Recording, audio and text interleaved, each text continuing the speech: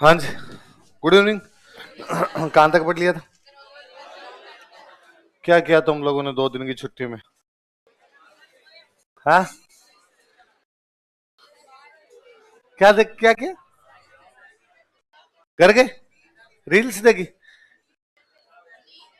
नींद ली? इतने दिनों से नींद बकाया थी तुम लोगों की? नींद बढ़िया ले ली? कितने घंटे सोते थे? 12 घंटे नींद आ जाती है? कितनी नींद आ जाती है? जैसे रात को कितने बजे सोते हो तुम लोग रोजाना? 12 बजे। सुबह कितने बजे उठ जाते हो? 10? हाँ, 11 से 5। हाँ, 6 घंटे तो खूब होती है। 7 घंटे सोया करो। 7 घंटे डेली सोना है ना? हाँ, वो बोले वैसे कर लो 6 घंटे रात को, 1 घंटे दिन में। पर दिन में आपको तो टाइम मिलेगा नहीं, है ना? वैसे मुझे तो ये शाम वाले बैच इसलिए भी हमेशा अच्छे लगते हैं कि इनमें दिन की नींद नहीं लेनी पड़ती, आदत पड़ जाती है। अच्छा भाई, मेरे को पहले आदत थी कि भाई जब पढ़ाई करता था तब दिन में घंटे भरी सौ पर सो जाता था। पर यहाँ कोचिंग करने शाम वाला बैच ज्वाइन किया, इसीलिए शाम वाला बैच ज्वाइन किया कि दिन वाली नींद गायब हो जाए। वरना आप फालतू में सोएंगे, रूम पड़े रहेंगे, तो यहाँ आ जाएंगे तो टाइम निकल जाएगा। तो सोने की आवश्यकता नहीं पड़ेगी। और शाम को जाने के बाद हाथों हाथ 7 बजे को नींद आती नहीं है, तो वैसे ही टाइम सही हो जाएगा एकदम। तो 6 घंटे रात को और 1 घंटे दिन, 7 घंटे की नींद तो लिया। 7 से कम तो नहीं सोता। ऐसे तो कोई नहीं जो तुम्हारे में से 4 घंटे सोता और 5 घंटे सोता है। तू कितने घंटे सोता? 4 घंटे? नहीं नहीं, फिर देख महीने भर तो 4-4 घंटे से भी पढ़ाई कर लेगा, फिर बीमार हो जाएगा, फिर 1 महीने आएगा ही नहीं। तो उससे अच्छा है कि भाई डेली थोड़ा थोड़ा कर लिया जाए। हाँ, रात में हाँ कम नींद लेते हैं, दिमाग कम चलने लग जाता है, बीमार हो जाते हैं। सबसे बड़ा तो बीमार हो जाओ, नींद कम लोगे तो बीमार हो जाओ। मेरे तो अभी कल परसों कौन कौन मिला मेरे को, मेरे अभी इनको पिछले 3-4 दिन के अंदर इधर उधर को शादी ब्याह में गई तो नींद पूरी हो ही नहीं रही थी। रात को 2-2:30 बजे सो, सुबह वापस 6-6:30 बजे वापस उठ जाओ। तो अभी कौन मुझे 2-3 दिन में कोई मिला और उसने मुझे देखते ही कहा कि आजकल नींद कम लेते हो गया। मैं कहा हाँ यार, इन पिछले 2-3 दिन में तो तुझे कैसे पता चला? उसने चेहरे से। तो आपको वो चेहरे पे वो दिखने लग जाता है ना कि भाई आप नींद कम लिए हुए हो। तो फिर आप लंबे, ये तो 2-3 दिन की बात थी, लंबे टाइम तक रहते हो तो बीमार हो जाते हो। तो ऐसा काम नहीं करना आपने। चलो, तो और मैंने कहा था फिल्में देखने, देखी तुमने? बताई थी मैंने, कौन कौन सी बताई थी? नहीं बताई थी क्या? किताबें पढ़नी ऐसा कुछ ही नहीं कहा? सागवान देख ली? चलो कोई नहीं। हाँ, सैटरडे क्लास नहीं थी अपनी? हाँ सैटरडे को नहीं थी। हाँ हाँ, फिर तो तुम्हारी 3 दिन की छुट्टी होगी।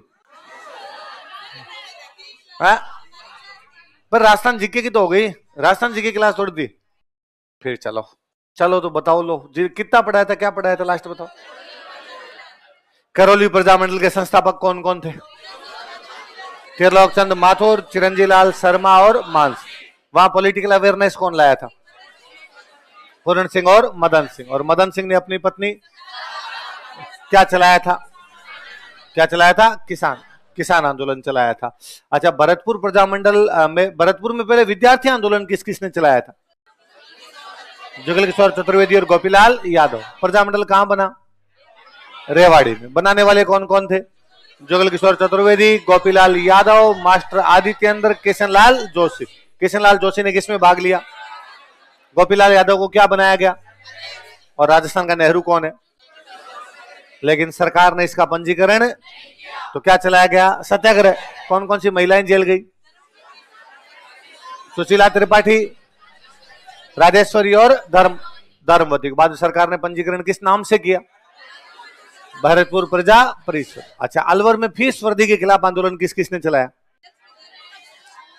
हरिनारायण शर्मा और लक्ष्मण स्वरूप त्रिपाठी। और हरिनारायण शर्मा ने किसकी स्थापना की? प्रजामंडल। और प्रजामंडल का पहला अधिवेशन कब हुआ और किसके अध्यक्षता में हुआ? भवानी शंकर शर्मा। और प्रजामंडल ने भारत छोड़ो आंदोलन में भाग नहीं लिया था। और हरिनारायण शर्मा ने थोड़े संगठन और भी बनाए थे, आदिवासी संघ, वाल्मीकि संघ, एस्प्रेसेता निवर। राजगढ़ में कौन सा सम्मेलन हुआ? जागीर माफी। और खेड़ा मंगल सिंह में क्या बात की गई? किसानों को क्या मिलना चाहिए उनका भूस्वामी। राजस्थान की पहली पूरी उत्तरदायी सरकार कहां बनी? शाहपुरा में। कौन से राजा ने बनाई? सुदर्शन देव। किसको प्रधानमंत्री बनाया? अच्छा, शाहपुरा प्रजामंडल किसके कहने पे बनाया गया? माणिकलाल वर्मा। उसके संस्थापक कौन कौन थे? लादूराम व्यास, रमेश चंद्र ओझा और लक्ष्मी नारायण। इतनी बातें पढ़ी, चलो आगे बढ़ते हैं, आज खत्म करते हैं इसको।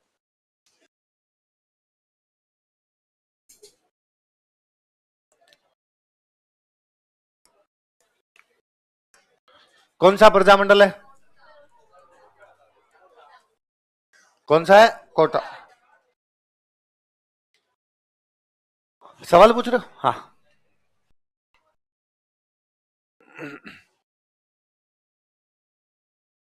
एक बार ऑन होने दे, देख उसको।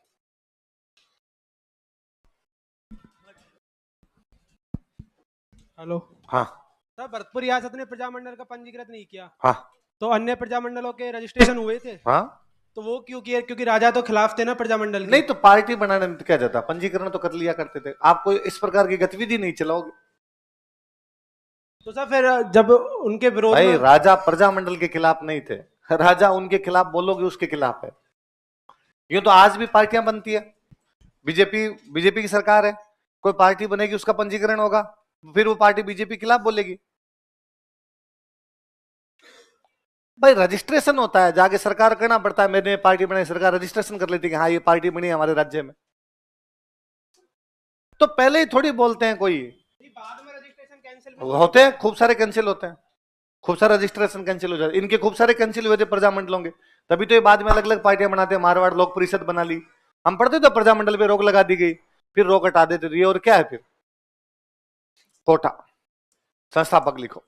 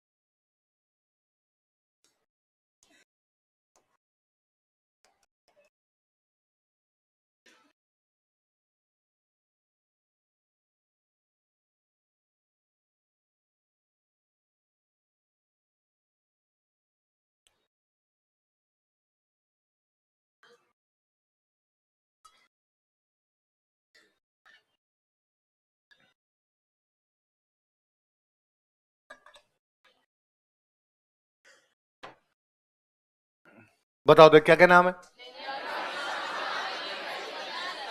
नैनूराम शर्मा, अभिन हरि और तनसुखलाल मित्तल। दोबारा नाम बताओ। अभिन हरि और तनसुखलाल मित्तल। अभी नैनूराम शर्मा तो नाम पढ़ा था हमने, हाड़ौती वाला उन्होंने बनाया था। मैंने कहा था हाड़ौती वाला फिर किस नाम से बनेगा, कोटा। वहां पर उनके साथ है हाजी फैज मोहम्मद, यहाँ पर वो नहीं, यहाँ पर उनके साथ दो अन्य लोग। कौन कौन? अभिन हरि और तनसुखलाल मित्तल। लिखो प्रथम अधिवेशन, फर्स्ट सेशन।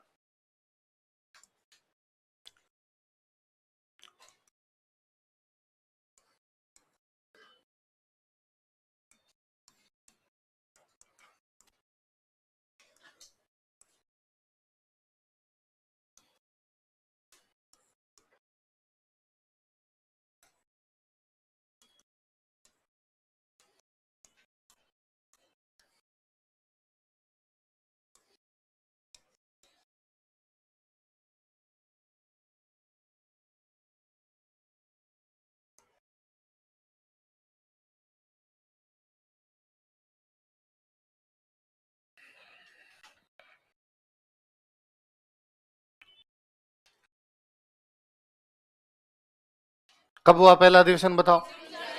कहां पर हुआ? मांगरोल 12 जिले में एक जगह। कौन से जिले में? 12। लिख लो 12। और इसका प्रेसिडेंट किसको बनाया गया था? किसके अध्यक्षता में हुआ था? नैनूराम शर्मा। तो पहला अधिवेशन कब हुआ, कहां हुआ? मांगरोल। कहां पे और किसके अध्यक्षता में हुआ? इसके बाद नैनूराम शर्मा का मर्डर हो गया था। नैनूराम शर्मा पहले पुलिस में थानेदार थे, पुलिस की नौकरी छोड़ के आए थे। नौकरी छोड़ के आके राजस्थान सेवा संघ ज्वाइन किया, बूंदी में किसान आंदोलन चलाया, हाड़ौती प्रजामंडल बनाया, बेगार के खिलाफ आंदोलन चलाया, कोटा प्रजामंडल बनाया, पहले अधिवेशन की अध्यक्षता की। फिर एक दिन घर आ रहे थे जंगल से होते हुए, रास्ते में पता नहीं किसने मर्डर कर दिया। हो सकता है जब पुलिस में रहे हो तब कोई अपराधी जिसको कोई दंड दिया वो आ गया हो सकता है पॉलिटिक्स करने लगे तो जो पॉलिटिकल राइवल थे बाद में उनमें से किसी ने कर दिया, नहीं पता, पर बाद में उनकी क्या हो गई थी, हत्या कर दी गई थी। तो दूसरा अधिवेशन 1940 में होता है। कब होता है? कोटा में। कहां पे होता है? इस बार अध्यक्ष बने फिर अभिन हरि। कौन बने? तो दूसरा अधिवेशन कब? 1940, 1940। कहां पे, किसके अध्यक्षता में? लिख लो, जैसे ये लिख रखा है वैसे वैसे वो लिख लो। दूसरा अधिवेशन, सेकंड सेशन। आज संख्या कम है क्या क्लास में? कारण? अच्छा कई उधर शिफ्ट हो गए। अच्छा ऑनलाइन भी चालू हो रखा है। अच्छा, बारिश? बारिश तो यार बहुत तेज आ रही थी बाहर, इतने में लोगों से कैसे आया जाए?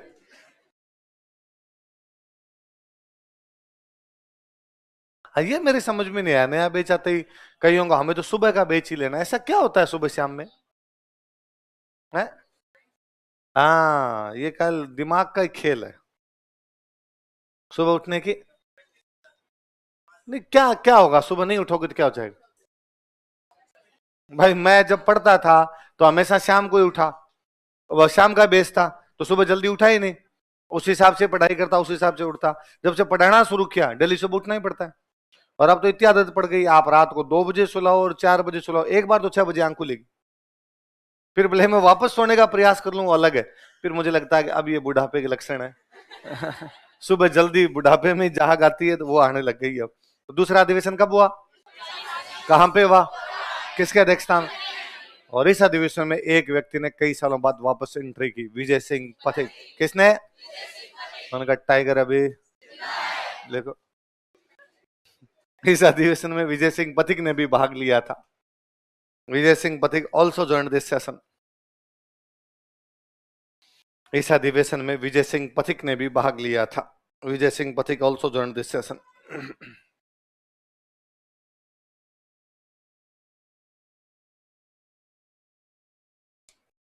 फिर भारत छोड़ो आंदोलन जब आता है ना, तो प्रजामंडल में एक नेता थे, उनका नाम था मोतीलाल जैन। क्या नाम था? इनके नेतृत्व में प्रजामंडल के जो कार्यकर्ता थे, उन लोगों ने कोटा के नगर प्रशासन पर कब्जा कर लिया। किस पे कब्जा कर लिया? मतलब कोटा शहर का जो प्रशासन था उस पर पूरी तरीके से क्या कर लिया गया? कब्जा। कुल मिला के कोटा की जनता 2 बार कोटा पर कब्जा करती है। ऐसा पहली बार किया गया था 57 की क्रांति में, जब जयदयाल और मेहराब खान कब्जा करते हैं। ऐसा दूसरी बार किया गया था भारत छोड़ो आंदोलन के दौरान, जब मोतीलाल जैन के नेतृत्व में प्रजामंडल कोटा नगर पे क्या कर लेता है? कब्जा। लिखो, भारत छोड़ो आंदोलन के दौरान, during quit India movement, Bharat छोड़ो आंदोलन के दौरान, during quit India movement, Motilal Jain के नेतृत्व में, under leadership of Motilal Jain, Motilal Jain के नेतृत्व में, under leadership of Motilal Jain,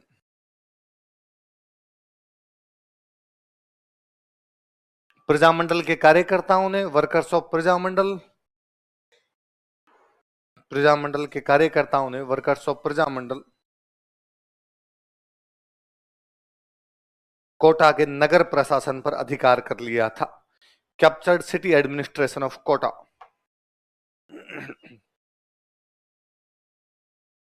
Kota के नगर प्रशासन पर अधिकार कर लिया था। Captured city administration of Kota. Kota के नगर प्रशासन पर अधिकार कर लिया था। Captured city administration of Kota. Even जो कॉलेज के स्टूडेंट थे ना, उन लोगों ने कोटा के पुलिस थाने पे कब्जा कर लिया था, रामपुरा। किस पे किया था? देखो, कॉलेज के छात्रों ने, कॉलेज स्टूडेंट्स, कॉलेज के छात्रों ने, कॉलेज स्टूडेंट्स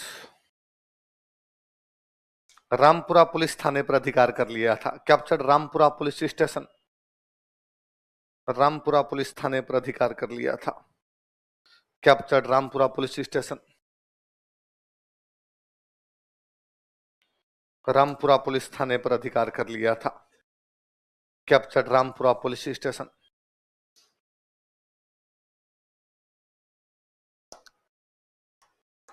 अगला प्रजामंडल लिखो।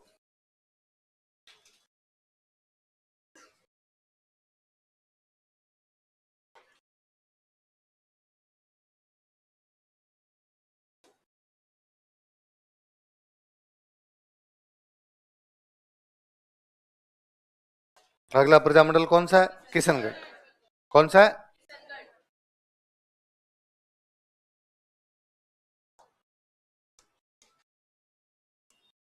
फाउंडर्स लिखो।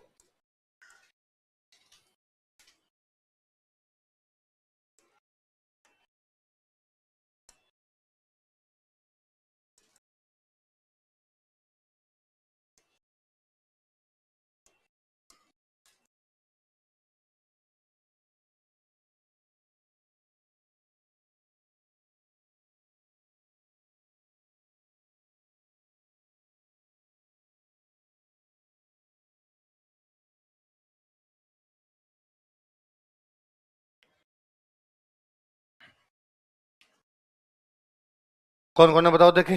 कांतिलाल चौथानी और जमान शाह। दोबारा बताओ, कौन सा प्रजामंडल बनाया? बस नाम याद रखना और कुछ नहीं। अगला प्रजामंडल आ जाओ।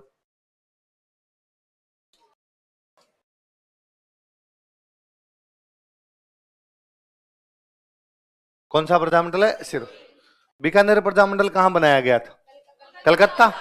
अच्छा, आपके भरतपुर प्रजामंडल, रेवाड़ी, सिरोही वाला बनाया गया था Bombay.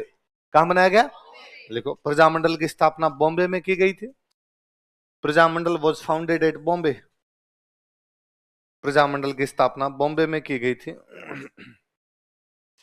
Prajamandal was founded at Bombay.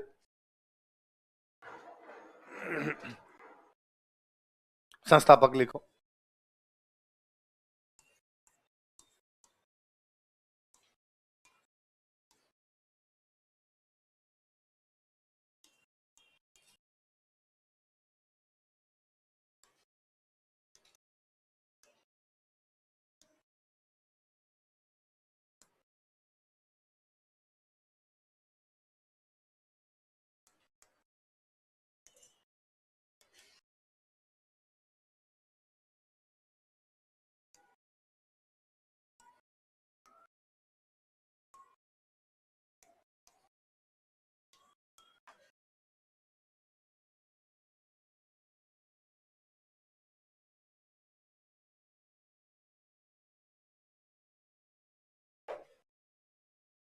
बताओ कौन कौन? गोकुल भाई भट्ट, वृद्धि शंकर, धर्मचंद सुराणा। दोबारा बताओ।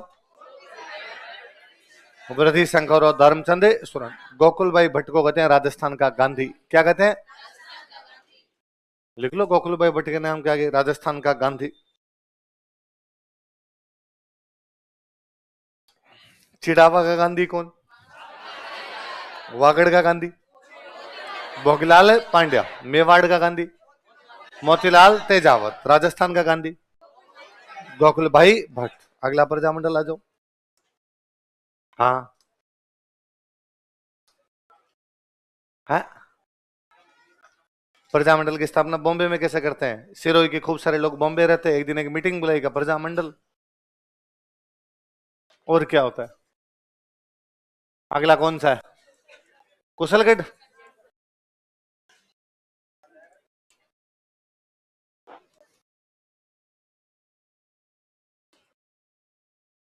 संस्थापक लिखो। भंवरलाल निगम। क्या नाम बताओ? सोनू निगम की कुछ ही नहीं लगते, नगर निगम में भी काम नहीं करते, बस खाली इनका नाम ही था भंवरलाल निगम।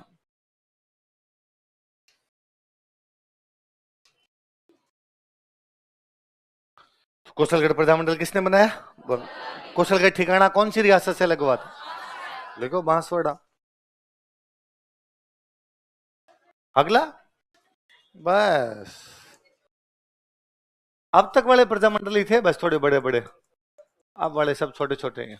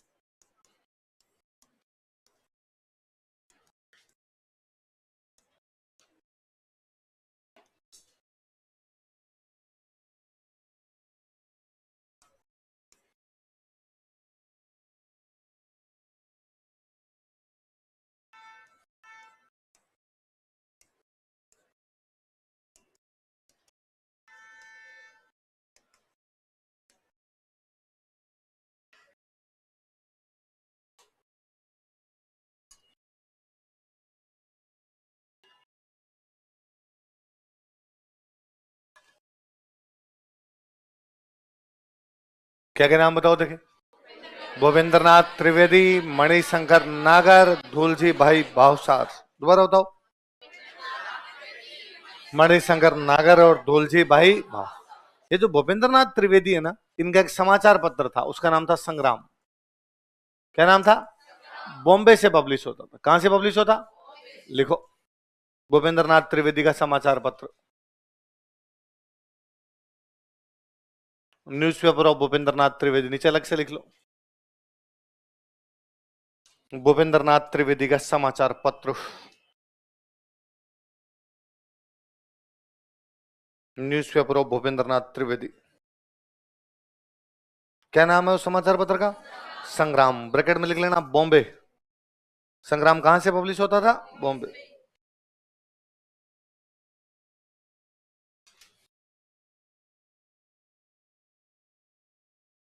दो नाम और कौन कौन है भूपेंद्र नाथ त्रिवेदी के खिलाफ? मणिशंकर नागर और धूलजी भाई भाव। ये जो धूलजी भाई भावसार थे ना, इनकी पत्नी का नाम था विजया बहिन भावसार। क्या नाम था इनकी पत्नी का? विजया बहिन भावसार। और विजया बहिन भावसार ने कहा भाई ये क्या तरीका है, पुरुष पुरुष सारे मिलके बना लेते हो प्रजामंडल। क्या बना लेते हैं? Why should only boys have all the fun, महिलाओं को भी बनाना चाहिए, इसलिए इन्होंने बांसवाड़ा में बनाया था महिला मंडल। क्या बनाया था? हमने एक तो दया शंकर श्रोत्रिय का पढ़ा था, वो तो उदयपुर में था, इन्होंने कहां पर बनाया था? बांसवाड़ा। नीचे लिखो, विजया बहिन भावसार ने महिला मंडल की स्थापना की थी। विजया बहिन भावसार फाउंडेड महिला मंडल। विजया बहिन भावसार ने महिला मंडल की स्थापना की थी। विजया बहिन भावसार फाउंडेड महिला मंडल। तो कोई पूछेगा भाई कौन से प्रजामंडल के तहत महिला मंडल बनाया गया था? बांसवाड़ा। किसने बनाया था? विजया बहिन भावसार। क्या नाम था? विजया बहिन भावसार। किसकी पत्नी है? दोलजी भाई भावसार। किसकी पत्नी है? ये गुजरात के टच वाले इलाकों में भाई बहन बड़ा है, वहां नाम ऐसे ही होते हैं, नरेंद्र भाई मोदी, अमित भाई शाह, वल्लभ भाई पटेल। महिलाओं के नाम आनंदीबेन, कमलाबेन, बिमलाबेन, सरलाबेन, दयाबेन, है ना। तो वहां पे सब बेन भाई है, तो इनका नाम भी क्या आ गया? बेन। पर विजया बहन भावसार ने उस समय, मतलब आज के देख लो कितने हो गए, 80 साल पहले हो गए, 80 साल की बात हो गई, आज के 80 साल पहले विजया बहन भावसार ने दुलजी भाई भावसार के साथ लव मैरिज की थी। Intercaste marriage. कैसी थी? विडोरी मैरिज। ये विधवा थे, दोबारा शादी की, इंटरकास्ट मैरिज की, लव मैरिज की। उस समय उन्होंने कहा था माई लाइफ माई चॉइस, है ना। और तब उन्होंने एक पार्टी बनाई, इस पार्टी का नाम क्या था? महिला मंडल। क्या नाम था? अगला प्रजामंडल लिखो, डंगरपुर।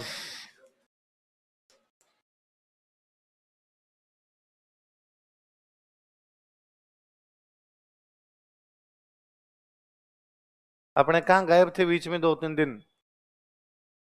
कहां गायब थे बीच में 2-3 दिन? हाँ, क्या खराब हुआ तबीयत के जैसे? जुकाम, बुखार, खांसी?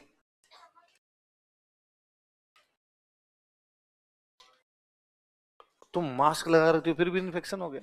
हमारा क्या होगा जनाबे अली, हम तो मर जाएंगे सारे ऐसे। हाँ, चल। बुक पढ़ी कौन सी? है देश के दीवाने। अच्छा, जब आंदोलन भरतपुर में तो रेवाड़ी में प्रजामंडल क्यों बनाएंगे?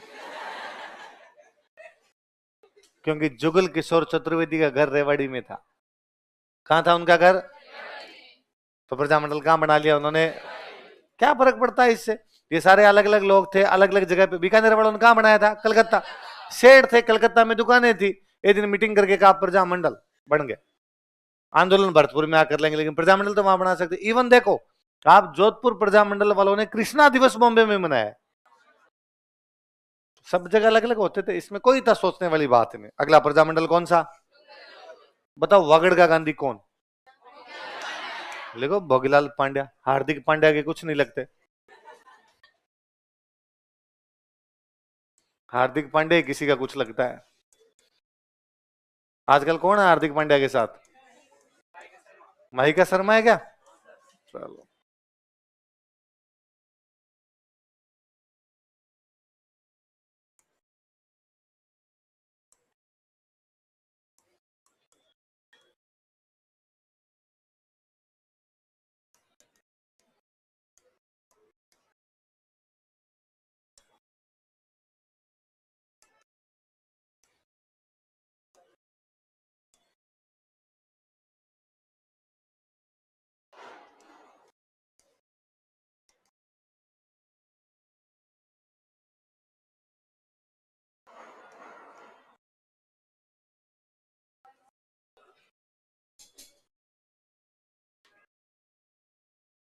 क्या वाह। वागड़ सेवा मंदिर में गौरी शंकर उपाध्याय थे, उनके समाचार पत्र का नाम सेवक था, यही बता रही थी तुम? तो याद तो है। कौन कौन है बताओ देखे। भोगीलाल पांड्या, हरदेव जोशी और गौरी शंकर। हरदेव जोशी आप आगे चल के पढ़ोगे राजस्थान के 3 बार सीएम बने। कितने बार? तो हरदेव जोशी जो आगे चल के राजस्थान के 3 बार सीएम बने, कौन से प्रजामंडल के संस्थापक है? डूंगरपुर वाला प्रजामंडल बना था 1 अगस्त 1944 को। कब बना? लिखो स्थापना, फाउंडेशन।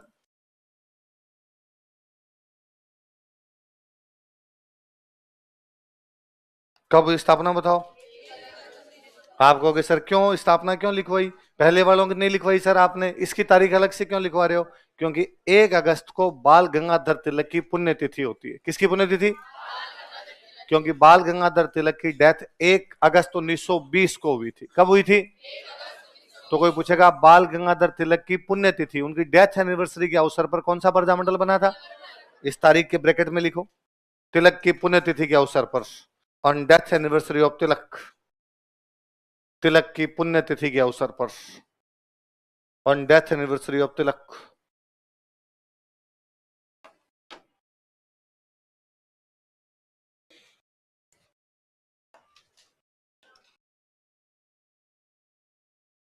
तिलक की पुण्यतिथि के अवसर पर। अच्छा, अब प्रजामंडल ने कहा कि अपने को शिक्षा का प्रचार प्रसार करना है। किसका प्रचार प्रसार? तो गांव गांव में स्कूलें खुलवानी शुरू की। तो इसके लिए यात्रा निकाली। क्या निकाली? यात्रा के लिए हिंदी में एक अच्छा वर्ड होता है। क्या वर्ड होता है? प्रयाण का मतलब क्या होता है? यात्रा। इंग्लिश में इसको कहते हो मार्च। इंग्लिश में क्या कहते हो? मार्च। जैसे मैं बताता हूं, दांडी यात्रा इंग्लिश में कहते हैं दांडी मार्च, उसको हिंदी में दांडी प्रयाण भी कहते हैं। क्या कहते हैं? जैसे ना एक वर्ल्ड हिस्ट्री में, अब तो नहीं लगता, पहले हमारे टाइम में लगता था। चीन में एक नेता हुआ था माओ से तुंग। कौन नेता हुआ? उसने पूरी चीन की यात्रा की। तो पूरे चीन की यात्रा करेंगे तो यात्रा लंबी होगी छोटी होगी? इसलिए इंग्लिश में बोलते लॉन्ग मार्च। क्या बोलते? हिंदी में बोलते महाप्रयाण। क्या बोलते? बड़ी बड़ी के लिए महा, यात्रा के लिए प्रयाण। तो प्रयाण का मतलब यात्रा। तो प्रजामंडल ने क्या निकाली? यात्रा। हर गांव में जाते, यात्रा के माध्यम से वहां पे सभा करते। क्या करते? और वहां लोगों को समझाते कि अपने को क्या खोलने चाहिए? स्कूल। क्या खोलने चाहिए? तो प्रजामंडल ने किसकी कौन सी सभाओं का आयोजन किया? क्यों आयोजन किया? प्रजामंडल ने प्रयाण सभाओं का आयोजन किया था। प्रजामंडल कंडक्टेड प्रयाण सभा। प्रजामंडल ने प्रयाण सभाओं का आयोजन किया था। प्रजामंडल कंडक्टेड प्रयाण सभा।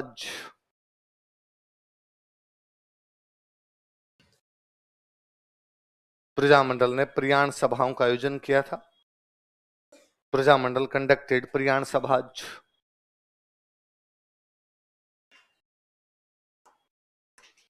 प्रयाण सभाओं का आयोजन किया था।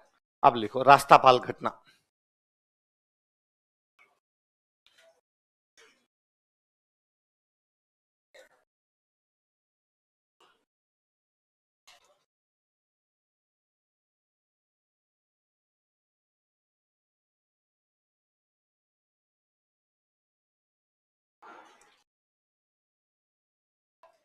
वैसे में लिखना पड़ेगा, चेंज कहां किया हमने प्रजामंडल। लिखो रास्तापाल घटना, रास्तापाल ट्रेजेडी। कब हुई रास्तापाल घटना? 19 जून 1947। प्रजामंडल ने कौन सी सभाओं का आयोजन किया था? प्रयाण सभा। क्यों किया था? शिक्षा के प्रचार प्रसार के लिए। राज्य ने कहा किससे खोल पूछ के खोली भाई स्कूल, बंद करो स्कूल को, बंद करो। ऐसा ही एक गांव था, उस गांव का नाम क्या था? रास्ता। 2 मार्ट साहब यहाँ पे स्कूल चला रहे थे। एक मार्ट साहब का नाम था नाना भाई। क्या नाम था?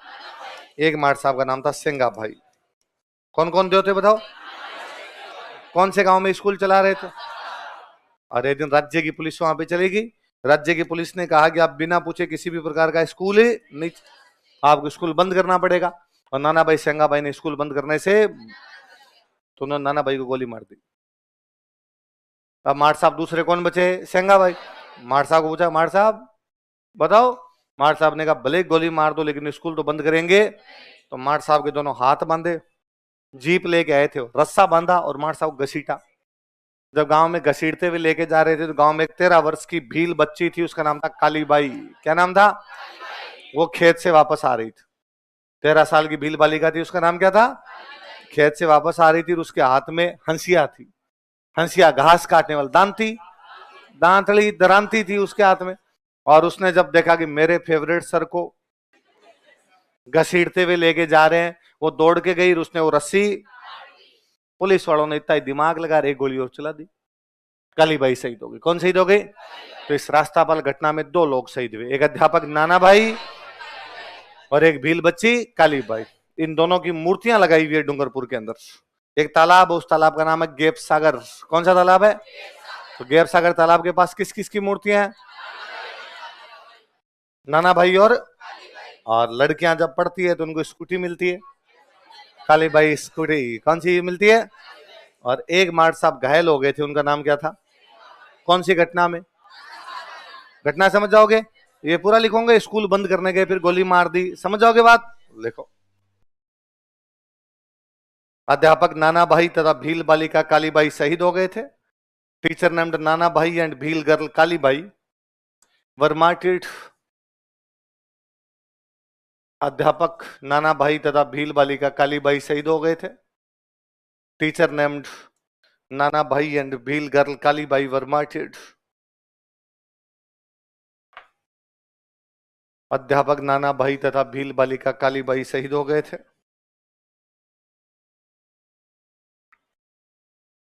Teacher named Nana Bhai and Bhil girl Kalibai were martyred. इन दोनों की मूर्तियां, statues of both of them, statue लगाते हैं, इन दोनों की मूर्तियां, statues of both of them, Gaib Sagar तालाब के पास स्थित है, are located near Gaib Sagar pond, Dungarpur में। गैप सागर तालाब के पास स्थित है। इन दोनों की मूर्तियां, statues of both of them, Gaib Sagar तालाब के पास स्थित है, are located near Gaib Sagar pond. Gaib Sagar तालाब के पास स्थित है, are located near Gaib Sagar pond. बालिका शिक्षा के क्षेत्र में फॉर गर्ल्स एजुकेशन, बालिका शिक्षा के क्षेत्र में for girls education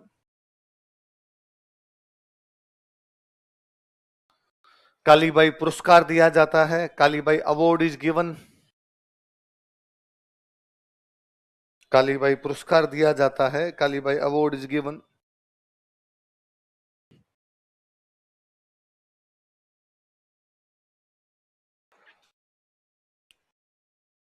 line change कर लिखो, इस घटना में, इन दिस इंसिडेंट या इन दिस ट्रेजेडी, इस घटना में, इन दिस ट्रेजेडी,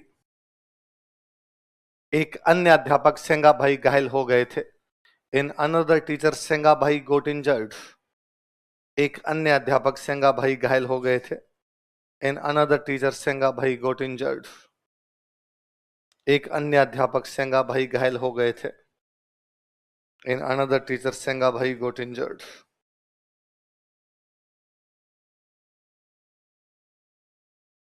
एक घटना और लिखो, लिखो पूनावाड़ा घटना, इसी में लिखना लाइन चेंज करके।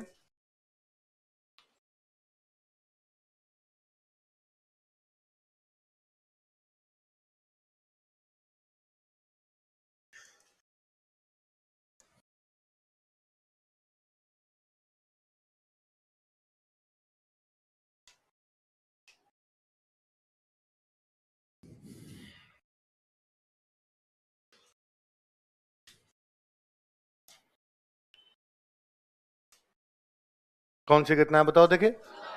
पूनावाड़ा कौन सी घटना है? वो सेम स्कूल बंद करवाने के लिए गए, मार साहब ने स्कूल बंद नहीं की, मार साहब के साथ मारपीट की गई, मार साहब घायल हो गए।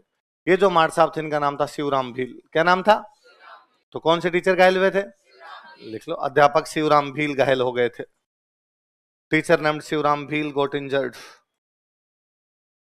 अध्यापक शिवराम भील घायल हो गए थे। टीचर नेम्ड शिवराम भील गोट इंजर्ड।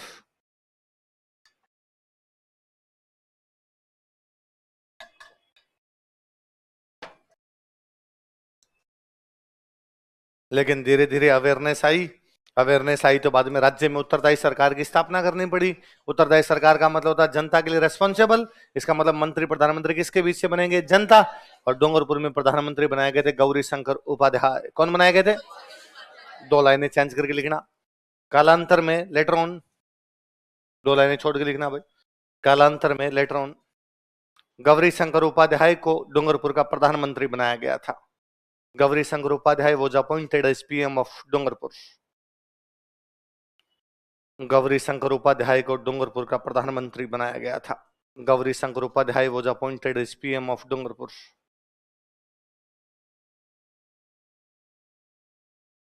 डूंगरपुर का क्या बनाया गया था?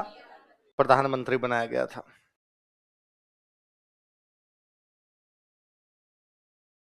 अगला प्रजामंडल आ जाओ, कौन सा है?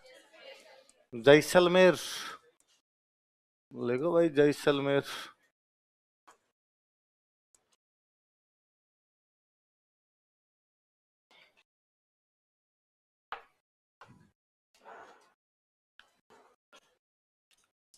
बीकानेर वाला प्रजामंडल कहां बना? कलकत्ता में।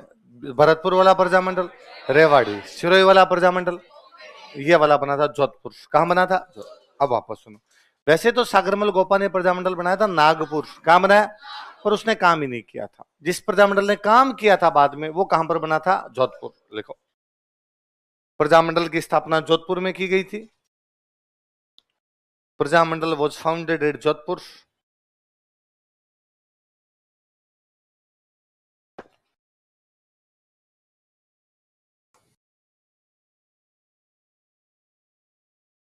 फाउंडर लिखो मीठालाल व्यास।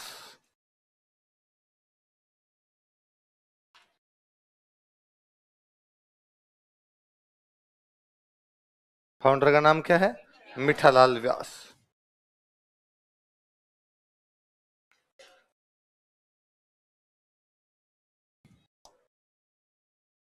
सागरमल गोपा की 3 किताबें बताओ। आजादी के दीवाने, जैसलमेर का गुंडाराज, रघुनाथ सिंह का मुकदमा। वो तो रघुनाथ सिंह थे ना, वो सागरमल गोपा के दोस्त ही थे। सागरमल गोपा जैसलमेर के हैं तो रघुनाथ सिंह भी कहां के? जैसलमेर। तो रघुनाथ सिंह ने एक जैसलमेर में एक संगठन और बनाया था, उसका नाम था माहेश्वरी नवयुवक मंडल। क्या नाम था? तो यहाँ पे रघुनाथ सिंह ने कौन सा संगठन बनाया? कहां पे? जैसलमेर। लिखो रघुनाथ सिंह का संगठन। नीचे अलग से लिख लो एक लाइन चेंज करके। रघुनाथ सिंह का संगठन, ऑर्गेनाइजेशन ऑफ रघुनाथ सिंह।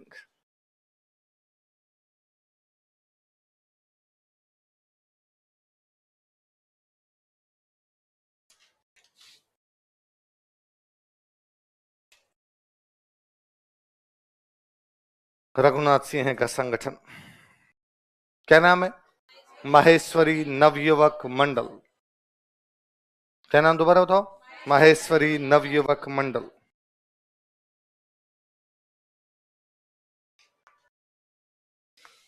अगला प्रजामंडल आ जाओ, कौन सा है?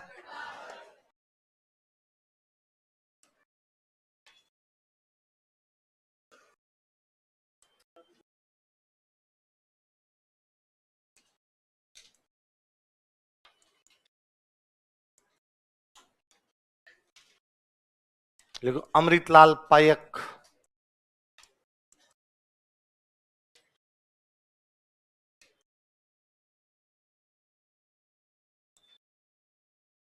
चुन्नीलाल प्रभाकर।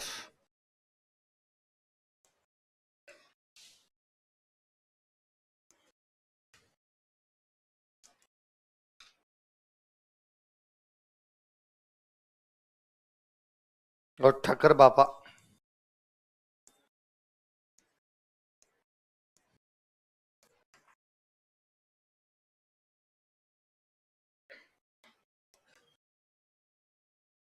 कौन कौन है बताओ देखे?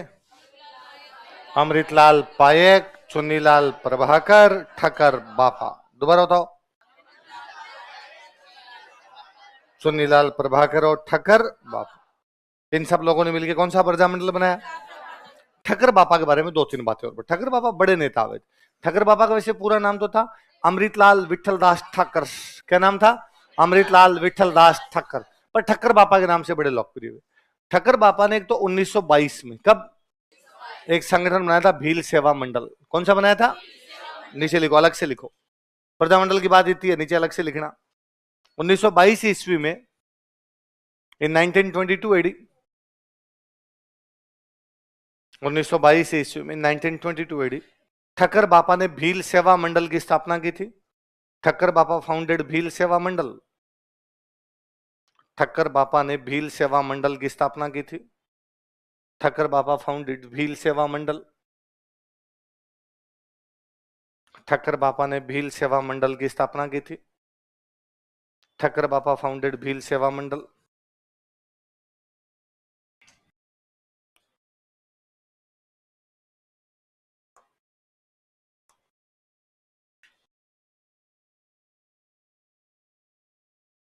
उदयपुर में एक जगह ऋषभ देव,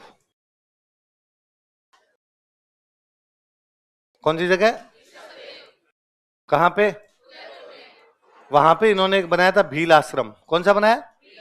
आपको याद हो? देखो मैंने बताया भी था कि ऋषभ देव में भील खूब सारे जाते हैं, इसलिए हमने पढ़ा था श्यामल दास जी ने भीलों के साथ समझौता कहां किया था, पढ़ा था हमने। देखो, इन्होंने ऋषभ देव में भील आश्रम की स्थापना की थी। ही फाउंडेड भील आश्रम एट ऋषभ देव, उदयपुर में। इन्होंने ऋषभ देव में भील आश्रम की स्थापना की थी। ही फाउंडेड भील आश्रम एट ऋषभ देव। ऋषभ देव में भील आश्रम की स्थापना की थी। ही फाउंडेड भील आश्रम एट ऋषभ देव। ऋषभ देव में किसकी स्थापना की थी? आपने मीणा आंदोलन पढ़ा था एक? मीणा आंदोलन कहां पढ़ा था, कौन सी रियासत में हुआ? जयपुर। कहां पर हुआ? तो जब मीणा आंदोलन चल रहा था तब जयपुर में प्रधानमंत्री थे मिर्जा इस्माइल। कौन थे? तो ठक्कर बापा ने मिर्जा इस्माइल को लेटर लिखा था कि भाई मीणा आंदोलन चल रहा है, मीणाओं की समस्याओं पर समाधान किया जाए, उन पर ध्यान दिया जाना चाहिए। तो मीणा आंदोलन के समय ठक्कर बापा ने किसको लेटर लिखा? मिर्जा इस्माइल कौन थे? देखो, मीणा आंदोलन के दौरान, ड्यूरिंग मीणा मूवमेंट, मीणा आंदोलन के दौरान, ड्यूरिंग मीणा मूवमेंट, इन्होंने जयपुर के प्रधानमंत्री मिर्जा इस्माइल को पत्र लिखा था। He wrote a letter to Jaipur PM Mirza Ismail. इन्होंने जयपुर के प्रधानमंत्री मिर्जा इस्माइल को पत्र लिखा था। He wrote a letter to Jaipur PM Mirza Ismail. Jaipur के प्रधानमंत्री मिर्जा इस्माइल को पत्र लिखा था। He wrote a letter to Jaipur PM Mirza Ismail. ये सब अलग से बॉक्स में बंद कर देना, दोनों तीनों बातें ठक्कर बापा की। एक प्रजामंडल बच गया अब अपना, कौन सा? लिख लो भाई, झालावाड़।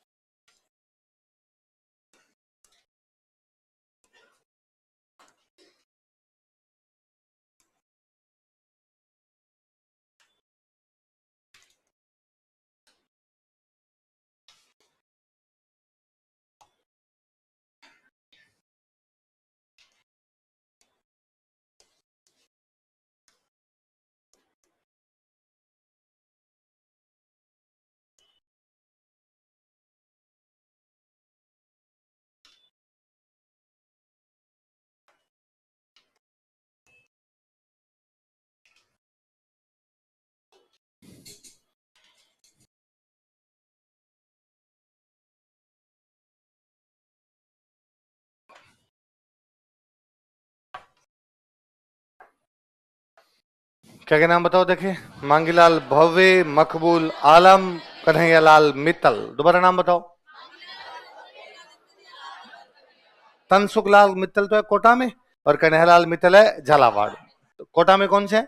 तनसुखलाल मित्तल। झालावाड़ में? इस समय जब ये प्रजामंडलन बन रहे थे, झालावाड़ के जो राजा थे उनका नाम था राज राणा हरिश्चंद्र। क्या नाम था? उपाधि हुआ करती थी राज राणा, और नाम क्या था उनका? हरिश्चंद्र। तो झालावाड़ के राजा कौन है बताओ? राज राणा हरीश। प्रजामंडलों की मुख्य मांग क्या हुआ करती थी?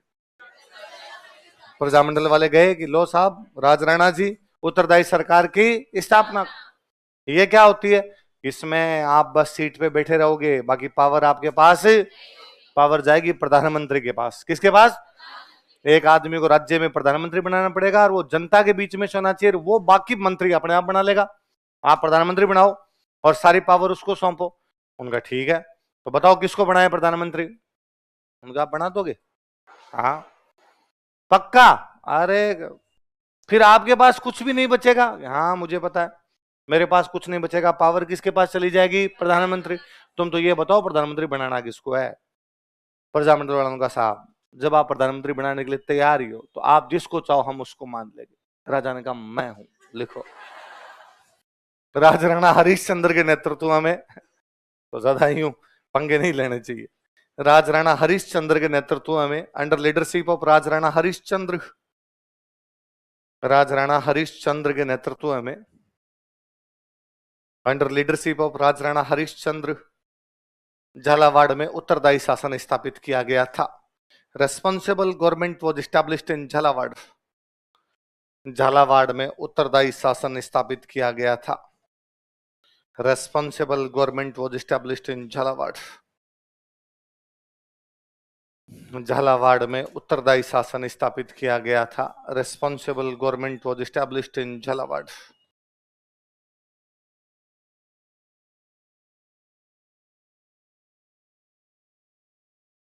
ये हो गया भाई आपके प्रजामंडल। नए पेज पे एक लिखो, प्रजामंडल आंदोलन का महत्व, इंपॉर्टेंस ऑफ प्रजामंडल मूवमेंट। हाँ एक बार पहले लिखता हूं फिर बताऊंगा। नए पेज पे लिख, प्रजामंडल आंदोलन का महत्व, इंपॉर्टेंस ऑफ प्रजामंडल आंदोलन।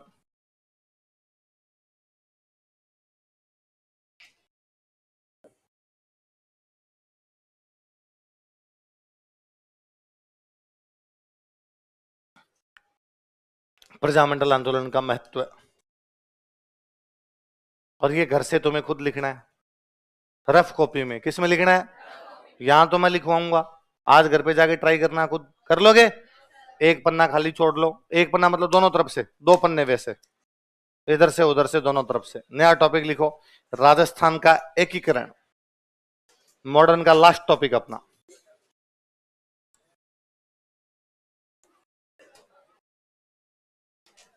राजस्थान का एकीकरण, इंटीग्रेशन ऑफ राजस्थान। राजस्थान का एकीकरण, इंटीग्रेशन ऑफ राजस्थान।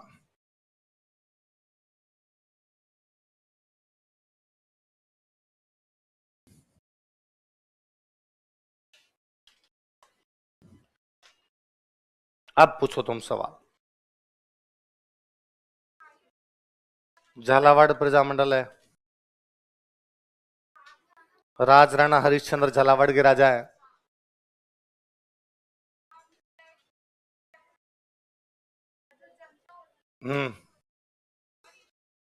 हाँ तो इनका मैं भी जनता का हिस्सा हूं, ठीक है, मैं आपसे पूछ पूछ के काम कर लूंगा। तो अगला कौन सा टॉपिक है बताओ? राजस्थान का एकीकरण। इसका मतलब है कि अब तक हम जो राजस्थान पढ़ रहे वो सब अलग अलग है। झालावाड़ अलग, बांसवाड़ा अलग, जैसलमेर अलग, भरतपुर अलग। फिर राजस्थान कैसे बना? फिर हम सबका राज्य कैसे बना? वो जो प्रोसेस हम पढ़ेंगे उस टॉपिक का नाम क्या है? एकीकरण। क्या है? एकीकरण। तो पहले क्या था? जब तक हम एक नहीं हुए थे तो हम कहते हैं हमारे यहां पे 19 रियासतें थी। कितनी रियासतें थी? ये झालावाड़, भरतपुर, जैसलमेर, बांसवाड़ा, डूंगरपुर, बीकानेर, जोधपुर, ऐसे करके कितनी रियासतें थी? 19 रियासत। Princely state. कितने प्रिंसली स्टेट थे? 19। मैंने आपको बताया था कि हर रियासत में खूब सारे ठिकाने होते थे, पर अंग्रेजों ने 3 ठिकानों को उनकी मूल रियासतों से अलग कर दिया था। तो 3 ठिकाने हुआ करते। कितने ठिकाने? वैसे तो ठिकाने रियासत का भाग होते, लेकिन 3 ठिकानों को अंग्रेजों ने क्या कर दिया था? अलग। जैसे एक आपने नाम पढ़ा है कुशलगढ़, ये तो पढ़ लिया हमने नाम। कौन सी रियासत से अलग किया? एक ऐसे ठिकाना था लावा, कौन सा था? टोंक से अलग किया। कौन सी रियासत से? एक ठिकाना था नीमराणा, अलवर से अलग किया। किससे? तो कौन कौन से ठिकाने उनकी रियासतों से अलग कर दिए गए? एक तो एक एक कुशलगढ़ किससे अलग किया? लावा किसे और नीमराणा किसे? और राजस्थान में एक जगह ऐसी थी जहां अंग्रेजों का खुद का राज था, अजमेर मेरवाड़ा। कौन सी? वहां अंग्रेजों का बैठता था चीफ कमिश्नर। कौन बैठता था? इसलिए उसको बोलते थे चीफ कमिश्नरी। क्या बोलते? तो राजस्थान में चीफ कमिश्नरी कौन सी थी? आप याद करो, हमने पढ़ा था अजमेर के कमिश्नर के कहने पर अजमेर में हिंदी भाषा को लागू किया गया था, पढ़ा था हमने। तो अजमेर में कमिश्नर बैठता, इसलिए अजमेर को क्या बोलते थे? Chief commissioner. क्या बोलते? तो रियासतें कितनी, ठिकाने कितने? चीफ कमिश्नरी। तो 19 और 3 22 और 19 और 3 22 और 1 23, इन 23 आइटम को मिला के क्या बनाया गया? तो राजस्थान के एकीकरण में क्या क्या शामिल होगा? 19 रियासतें, 3 ठिकाने। याद रहेगी बातें? देखो, आजादी के समय, at the time of independence, आजादी के समय at the time of independence Rajasthan में 19 रियासतें, 3 ठिकाने तथा 1 चीफ कमिश्नरी थी। There were 19 princely states.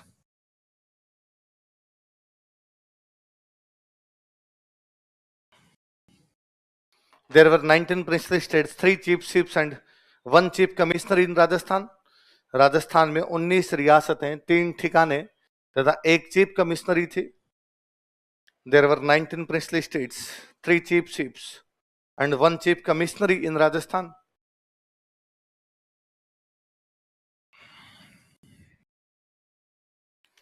Rajasthan में 19 रियासतें, 3 ठिकाने तथा 1 चीफ कमिश्नरी थी। अब तीन अलग से लिखो, 3 ठिकाने कौन कौन से थे, नाम उतारो।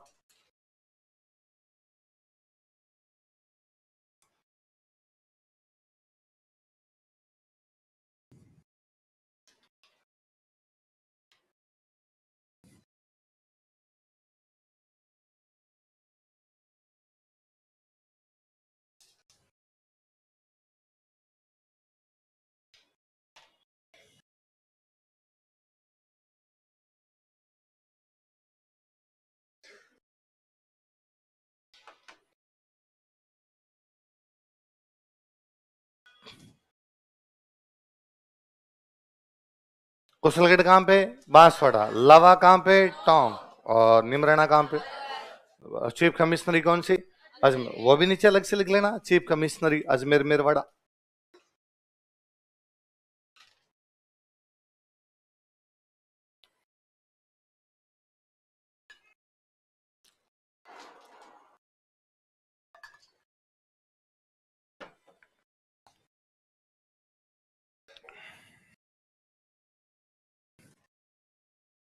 ठीक है, चलें आगे। साइमन कमीशन नाम सुना? साइमन क्या था? Simon go back. साइमन आया, हमने नारे लगाए Simon go back, Simon go back, Simon तुम वापस जाओ, साइमन तुम। क्यों नारे लगाए हमने? क्योंकि साइमन के साथ सब गोरे आए थे, एक भी काला। हम चाहते थे साइमन के साथ कुछ कैसे लोग हों, हम हों। साइमन कमीशन अंग्रेजों ने बनाया 1927। कब बनाया? भारत में सुधार करने के लिए। भारत में एडमिनिस्ट्रेटिव रिफॉर्म्स कैसे होने चाहिए, इसके लिए एक कमीशन बनाया गया। उस कमीशन का नाम क्या था? लेकिन उसमें एक भी इंडियन। तो हमारा ये मानना था कि जब इंडिया में रिफॉर्म करने हैं तो इंडियन से पूछो। बिना इंडियन से पूछे इंडिया में रिफॉर्म कर रहे हो, फिर तो ऐसे रिफॉर्म करोगे भाई साहब। पर अंग्रेजों ने बना दिया, हमने विरोध किया, पर साइमन ने अपना काम तो किया भाई। साइमन ने रिकमेंडेशन दी। तो साइमन जो रिकमेंडेशन देता है ना भारत में क्या क्या रिफॉर्म करने हैं, उसमें एक रिकमेंडेशन है कि ब्रिटिश इंडिया को और प्रिंसली स्टेट को मिला दिया जाए। क्या रिकमेंडेशन थी? भारत दो अलग अलग थे, अंग्रेजों का भारत अलग, राजाओं का भारत। साइमन कहता है इन दोनों को कुल मिला के अंग्रेजों ने 1927 के साइमन कमीशन से कहना शुरू कर दिया था कि ब्रिटिश इंडिया को, प्रिंसली इंडिया को अलग अलग रखना, इन दोनों को क्या करना है? मिला। तो अंग्रेज बाद में भी 1935 में एक्ट आया तो उसमें भी अंग्रेजों ने कहा कि ब्रिटिश इंडिया को, प्रिंसली स्टेट को क्या करना है? मिलाना। पर अंग्रेज मिलाते इससे पहले सेकेंड वर्ल्ड वॉर शुरू हो गया। क्या शुरू हो गया? बस सेकंड वर्ल्ड वॉर खत्म हुआ, इतने में अंग्रेजों की हालत खराब हो गई। अब अंग्रेजों ने कहा मिलना जुलना तुम जानो और तुम्हारा काम जाने, हम तो जाएंगे। तो सेकंड वर्ल्ड वॉर के बाद अंग्रेज अब रुकने की स्थिति में, उनको अपना लंदन दोबारा बनाना था, अपना इंग्लैंड दोबारा बनाना था, अपने देश को बचाना था। अब वो भारत को संभालने लायक बचे, तो उन्होंने कहा आप दुआओं में याद रखना, हम तो जाएंगे भाई साहब यहां से। तो हमने पूछा जाओगे तो फिर क्या करके जाओगे? उन्होंने कहा ब्रिटिश इंडिया को प्रिंसली स्टेट को मिला के जाएंगे, ब्रिटिश इंडिया को प्रिंसली इंडिया को मिला के जाएंगे। डन, ठीक है। 46 में अंग्रेजों की तरफ से आता कैबिनेट मिशन, क्या था? और कैबिनेट मिशन सेम बात कहता है, ब्रिटिश इंडिया को प्रिंसली इंडिया को क्या करेंगे? मिलाएंगे। तो कुल मिला के तय था कि राजा महाराजाओं को सबको इंडिया में मिलना पड़ेगा। अपना बांसवाड़ा, डूंगरपुर, जोधपुर, बीकानेर अलग से रखे नहीं सकते, किस में शामिल होना पड़ेगा? अब तक मामला ठीक है। एक आदमी जिसका नाम है मोहम्मद अली जिन्ना, क्या नाम है? और जिन्ना ने कहा भाई साहब मुझे इंडिया में रहना ही नहीं है। पाकिस्तान का मतलब क्या? अल्लाह इल्ला इल्लल्लाह। उधर अलग ही नारे लग रहे थे, मुसलमानों का देश अलग होना चाहिए। वो देश कौन सा होना चाहिए? पाकिस्तान। पाकिस्तान, पाक मतलब पवित्र, हमारा पवित्र स्थान अलग से बनाया जाना चाहिए। अंग्रेज करे थे गिनना, हम तो पाकिस्तान आज बनाने दें कल बनाने दे। कैबिनेट मिशन साहब साहब कह के गया किसी प्रकार का पाकिस्तान नहीं होगा। और जिन्ना ने कहा मैं पूछ थोड़ी रहा हूं, बनाएंगे, अब हमें बनाना आता है। देश में दंगे बढ़ गए तो अंग्रेज भी घबराए, अपने वाले भी घबराए, क्या करें? कब बना दो। यदि कोई जाना चाहता, हमारे साथ नहीं रहना चाहता तो उसको जाने दो। और अब 3 जून 1947, कब की बात है? Mountbatten plan. कौन सा प्लान आता है? माउंटबेटन भारत का गवर्नर जनरल था, और माउंटबेटन ने कहा भारत के 2 टुकड़े किए जाएंगे, एक होगा भारत और दूसरा। अब तक यह था कि भारत एक है, राजाओं को किस में मिलना है? भारत में। अब भारत 2 है, एक भारत और एक है। अब राजाओं के पास में या तो भारत में जा सकते हो या पाकिस्तान में जा सकते हो। और जिन्ना जिसने पाकिस्तान बनाया उसने राजाओं से मीटिंग करनी शुरू की। उसने राजाओं को फोन घुमाया कि आओ कभी चाय पे चर्चा करते हैं, बैठो शाम को। ये बात भारत सरकार, इनको पता चली वल्लभ भाई पटेल को, जवाहरलाल नेहरू को मरा दिया। जिन्ना भाई साहब एक एक जगह जा जाके मुलाकात कर रहा है, बुके हाथ में रखता है, लो ऐसा पकड़ो, सब राजाओं के पास जा रहा है। अपने क्या करें? तो घर की जिम्मेदारी वल्लभ भाई पटेल के पास थी। गृह मंत्री कौन थे? वल्लभ भाई पटेल। तो अब घर में इनको राजाओं को कैसे लेके आना? आप जानो, आपका काम जाने। अब वल्लभ भाई पटेल राजाओं के पास जाने लगे कि भाई हमने सुना यार मीटिंग हो रही है उधर। राजाओं का मीटिंग भले ही हो गई हो, लेकिन हम तो भारत में मिलेंगे, हमें पाकिस्तान में जाना क्योंकि हमारी पब्लिक पूरी हिंदू है।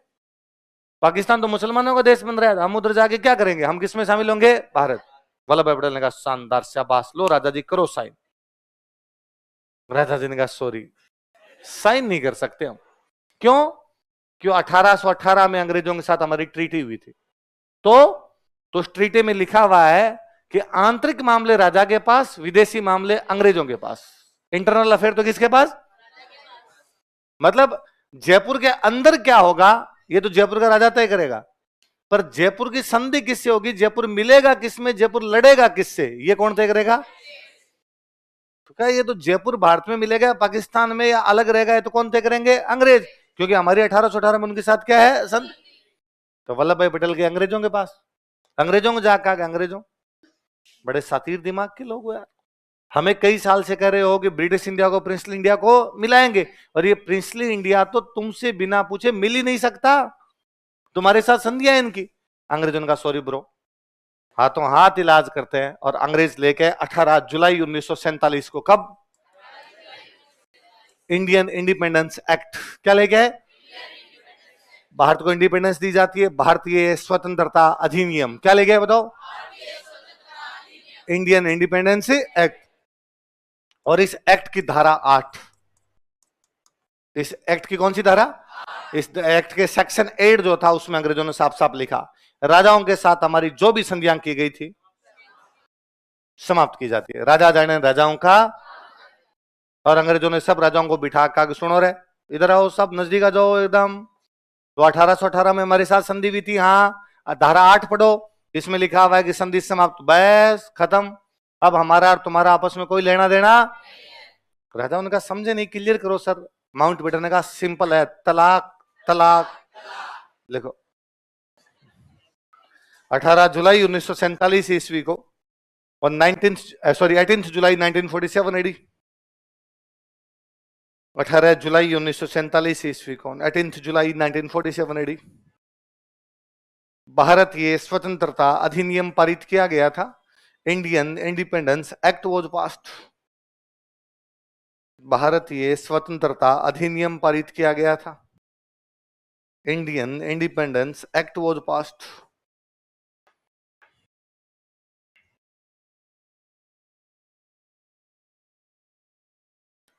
Indian independence act was passed. भारतीय स्वतंत्रता अधिनियम पारित किया गया था। लिखो इस अधिनियम की धारा 8 के तहत सेक्शन 8 ऑफ दिस एक्ट, इस अधिनियम की धारा 8 के तहत section 8 of this act, under section 8 of this act पूरा लिखना ना, under section 8 of this act, इस अधिनियम की धारा 8 के तहत under section 8 of this act रियासतों के साथ की गई अंग्रेजी संधियां समाप्त कर दी गई थी। British treaties with princely states were abolished. रियासतों के साथ की गई अंग्रेजी संधियां समाप्त कर दी गई थी। British treaties with princely states were abolished. रियासतों के साथ की गई अंग्रेजी संधियां समाप्त कर दी गई थी। British treaties with princely states were abolished. रियासतों के साथ की गई अंग्रेजी संधियां समाप्त कर दी गई थी।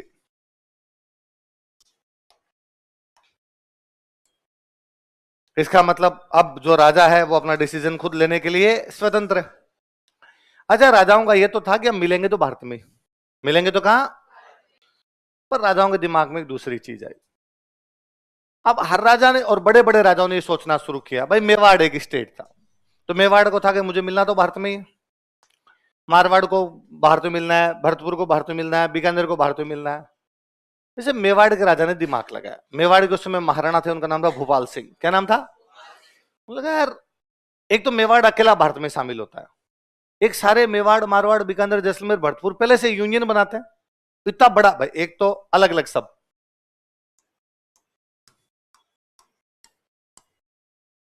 ये भारत में शामिल होगा, ये शामिल होगा, ये शामिल होगा, ये शामिल होगा, सब अलग अलग होंगे। एक सब ये कहते कि हम सब एक टीम बना लेते हैं, पहले से अपने मिल लेते हैं।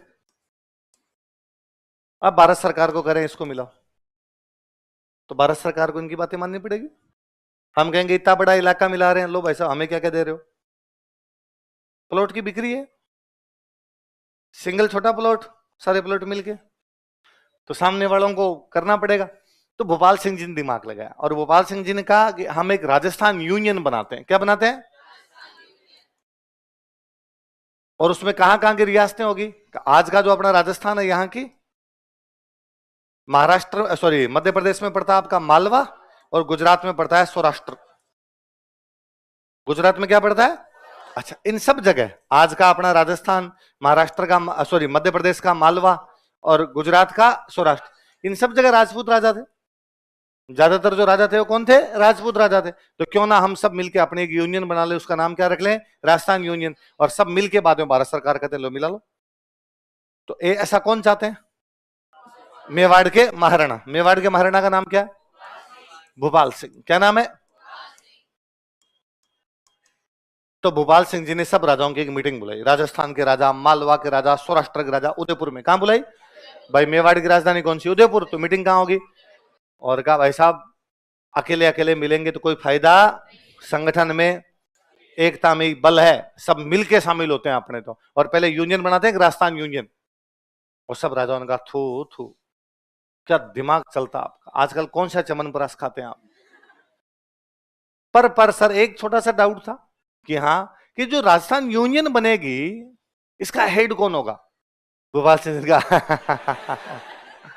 ये बोले हो गया तुम, जब मीटिंग यहां हो रही है, खाना मैं खिला रहा हूं तुम्हें, चाय मैं पिला रहा हूं, तो हेड इस पे मारवाड़ के राजा ने, बीकानेर के राजा ने और जयपुर के राजा ने, कहां के राजाओं ने, ये बराबर के राजा थे। इनका नहीं, भोपाल सिंह जी हमारे घर पे भी फेयर एंड हैंडसम पड़ी है, हम भी मर्दों वाली क्रीम ही लगाते हैं, हम आपके इस यूनियन में शामिल। अगले साल भोपाल सिंह जी ने फिर ट्राई किया, भोपाल सिंह जी ने 2 मीटिंग बुलाई, एक 1946 और एक 1947। कब कब बताओ? 1947। लेकिन नहीं माने तो नहीं माने, तो बाद में कहा भाई ठीक है, पर कोई आपसे पूछेगा कि राजस्थान यूनियन बनाने का प्रयास कौन से राजा ने किया था, कहां कहां की रियासतों को मिला के? राजस्थान, मालवा और सौराष्ट्र। मालवा कहां पे, सौराष्ट्र कहां पे? देखो, राजस्थान, मालवा तथा सौराष्ट्र की रियासतों को मिलाकर by merger of princely states of Rajasthan, Malwa and Saurashtra. Rajasthan, Malwa तथा सौराष्ट्र की रियासतों को मिलाकर by merger of princely states of Rajasthan, Malwa and Saurashtra. Rajasthan, Malwa तथा सौराष्ट्र की रियासतों को मिलाकर by merger of princely states of Rajasthan, Malwa and Saurashtra.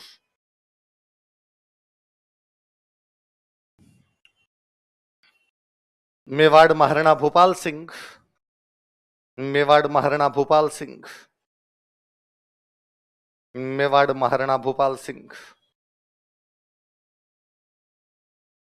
Rajasthan union बनाना चाहते थे, wanted to make Rajasthan union. Rajasthan union बनाना चाहते थे, wanted to make Rajasthan union.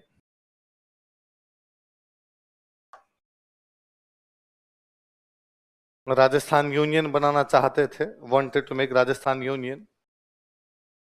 इसके लिए उदयपुर में 2 सम्मेलन आयोजित किए गए थे, तो conferences were conducted at Udaipur for it. इसके लिए उदयपुर में 2 सम्मेलन आयोजित किए गए थे, तो conferences were conducted at Udaipur for it. इसके लिए उदयपुर में 2 सम्मेलन आयोजित किए गए थे, तो conferences were conducted at Udaipur for it.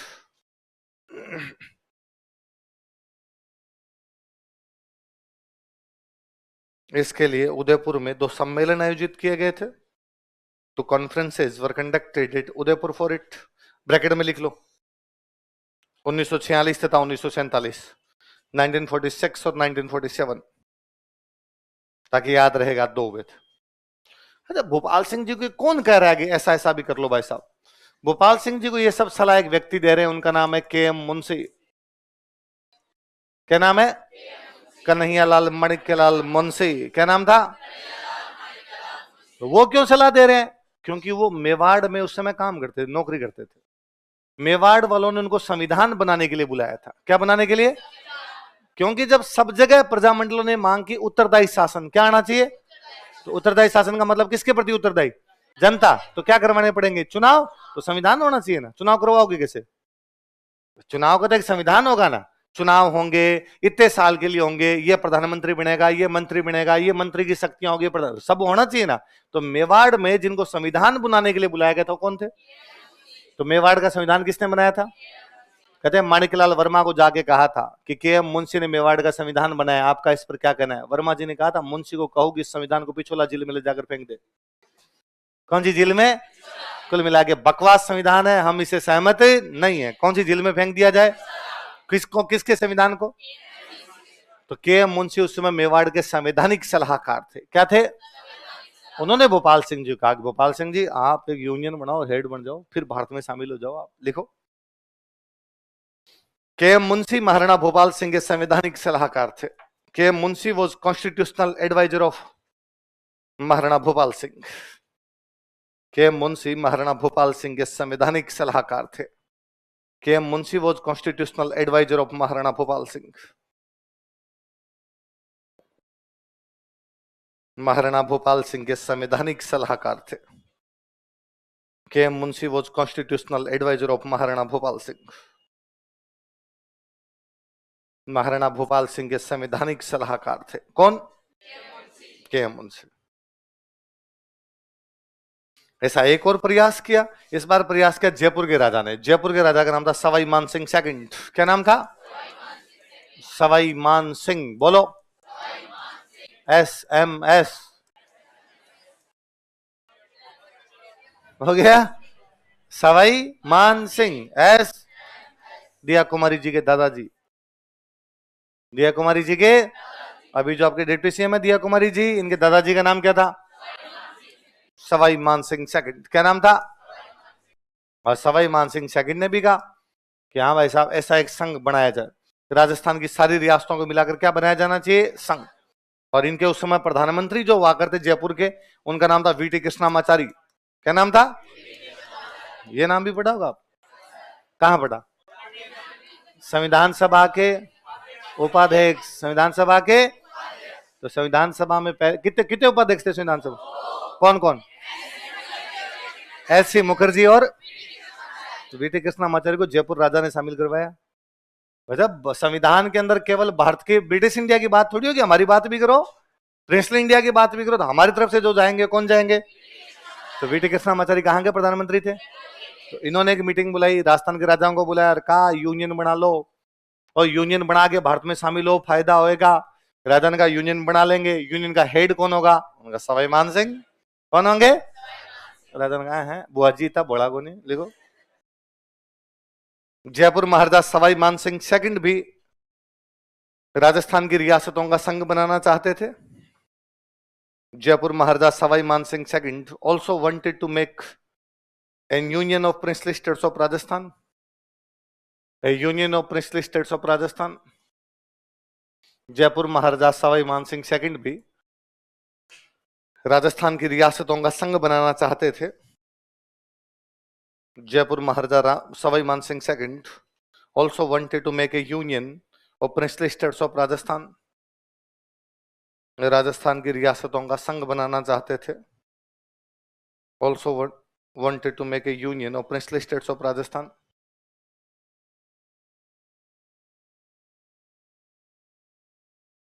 Line change कर लिखो। जयपुर के प्रधानमंत्री वीटी कृष्णामाचारी ने, जयपुर पीएम वीटी कृष्णामाचारी, जयपुर के प्रधानमंत्री वीटी कृष्णामाचारी ने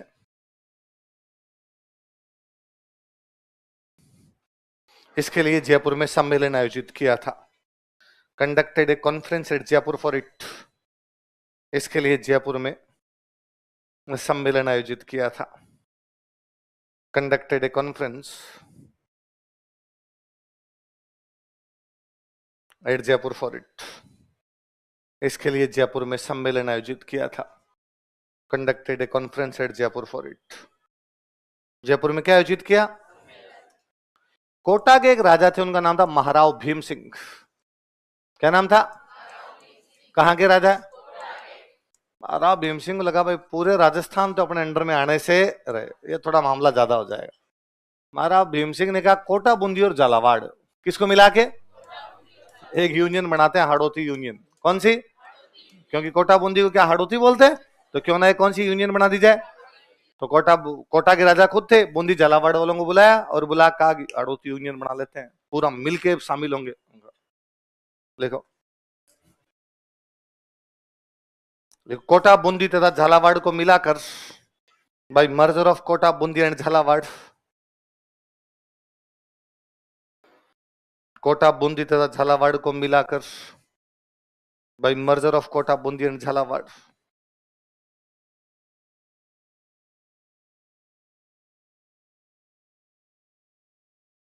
कोटा महाराव भीम सिंह, कोटा महाराव भीम सिंह, कोटा महाराव भीम सिंह हाड़ौती संघ बनाना चाहते थे। Wanted to make Hadoti union, Hadoti संघ बनाना चाहते थे। Wanted to make Hadoti union.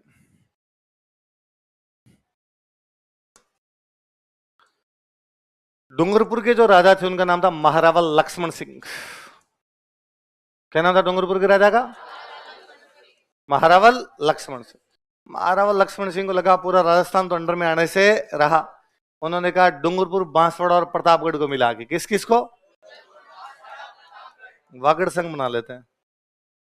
कौन सा बना लेते हैं? डूंगरपुर के वो खुद थे, बांसवाड़ा प्रतापगढ़ का और है, तीनों मिलके क्या बनाते हैं? उनका रवाना हो जाओ। लिखो देखो, डूंगरपुर, बांसवाड़ा तथा प्रतापगढ़ को मिलाकर, by merger of Dungarpur, Banswara and Pratapgarh, Dungarpur, Banswara तथा प्रतापगढ़ को मिलाकर, by merger of Dungarpur, Banswara and Pratapgarh,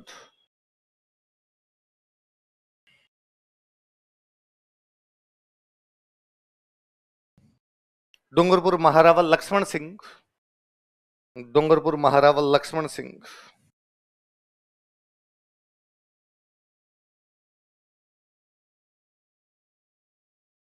Vagad संघ बनाना चाहते थे, wanted to make Vagad union. Vagad Dungarpur वाले इलाके को बोलते वागड़, इस डूंगरपुर बांसवाड़ा प्रतापगढ़ है ना। वागड़ संघ बनाना चाहते थे, wanted to make Vagad union.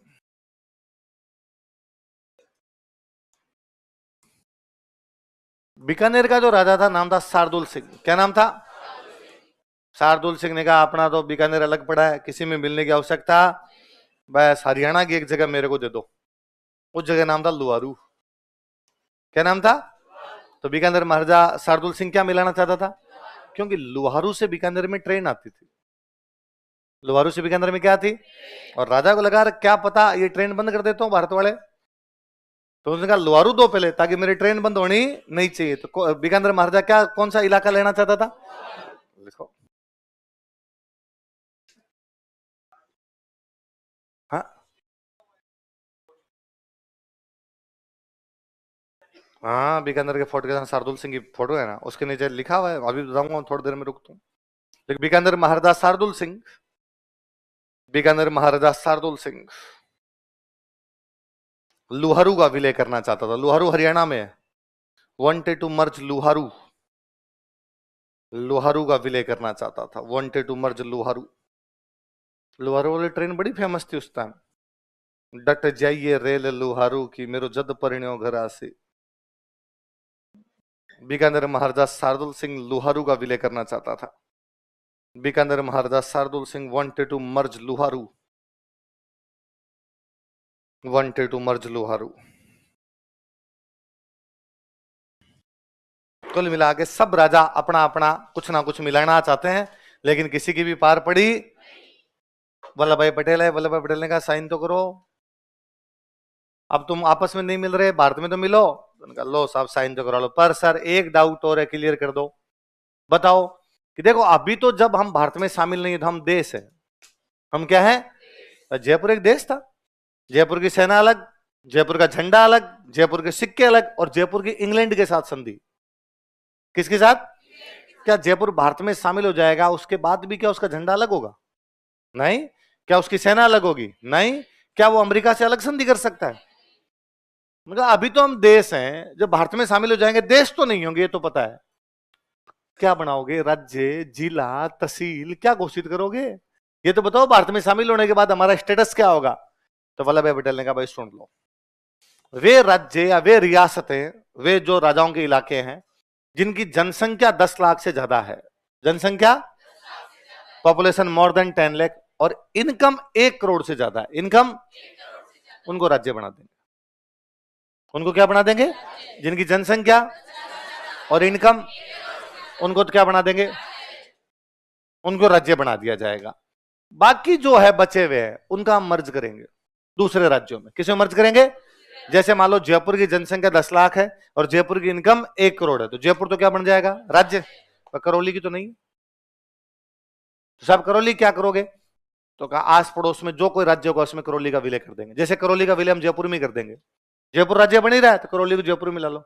यहां हम ऐसा भी कर सकते हैं कि करौली, अलवर, भरतपुर, धौलपुर इन सबको मिला के जनसंख्या 10 लाख हो जाएगी, इनका एक राज्य बना देंगे। हाँ ये भी ठीक। हम ऐसा भी कर सकते हैं, झालावाड़ की जनसंख्या 10 लाख नहीं है, झालावाड़ की इनकम भी 1 करोड़ नहीं है, झालावाड़ को मध्य प्रदेश में मिला देंगे। किसे मिला देंगे? एमपी पहले से बना हुआ है, एमपी के बॉर्डर पे मिल जाओ। सिरोही की जनसंख्या 10 लाख नहीं है, सिरोही की इनकम 1 करोड़ है, गुजरात में मिला दो। छोटी रियासतों का अन्य राज्यों में विलय किया जाएगा, बड़ी रियासतों को राज्य बना दिया जाएगा। बोलो क्या कहा मैंने? छोटी रियासतों का अन्य राज्यों में विलय किया जाएगा, बड़ी रियासतों को। ये कौन कह रहे हैं? सरदार वल्लभ भाई पटेल, जो उस समय एक डिपार्टमेंट चला रहे थे। इस डिपार्टमेंट का नाम था रियासती सचिवालय। क्या नाम था?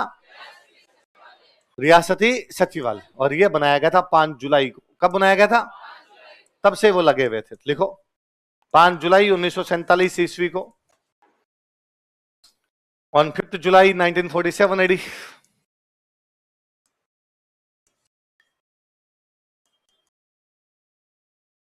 5 जुलाई 1947 ईस्वी को 5 जुलाई 1947 एडी रियासती सचिवालय की स्थापना की गई थी। Princely state secretariat was established. रियासती सचिवालय की स्थापना की गई थी। Princely state secretariat was established. रियासती सचिवालय की स्थापना की गई थी।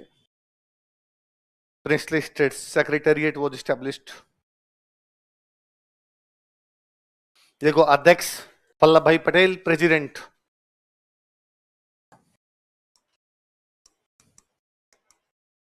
अध्यक्ष वल्लभ भाई पटेल, सचिव VP Menon, secretary VP Menon.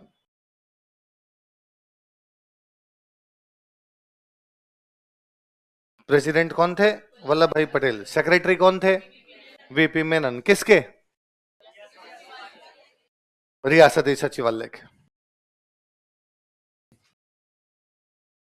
और रियासती सचिवालय ने कहा कौन सी रियासतों का राज्य बन सकता है? 10 लाख से अधिक जनसंख्या और 1 करोड़ से अधिक इनकम। लिखो, ये उतार लिया इतना। अब लिखो, रियासती सचिवालय के अनुसार according to princely state secretariat, रियासती सचिवालय के अनुसार according to princely state secretariat,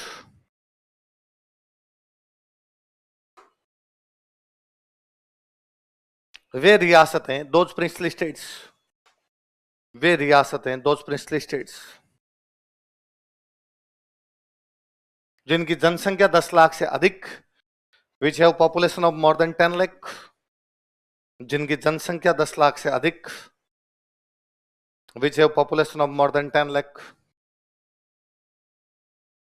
तथा आय 1 करोड़ से अधिक हो and income of more than 1 crore, तथा आय 1 करोड़ से अधिक हो and income of more than 1 crore,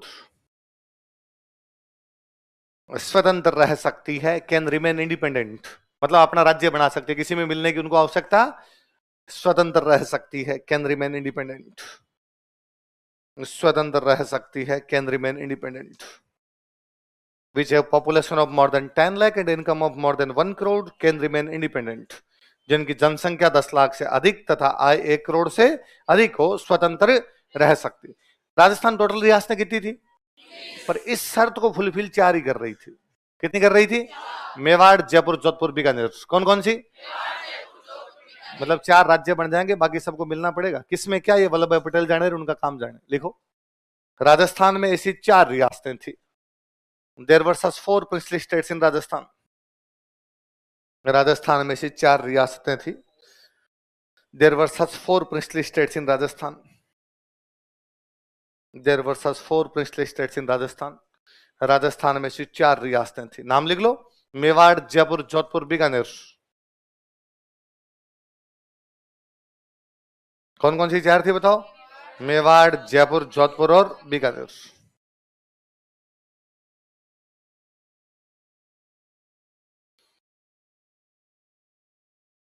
Bharat सरकार ने कहा डन भाई, सब बातें बता दी, अब तो करो साइन। राजाओं ने कहा हाँ पक्का।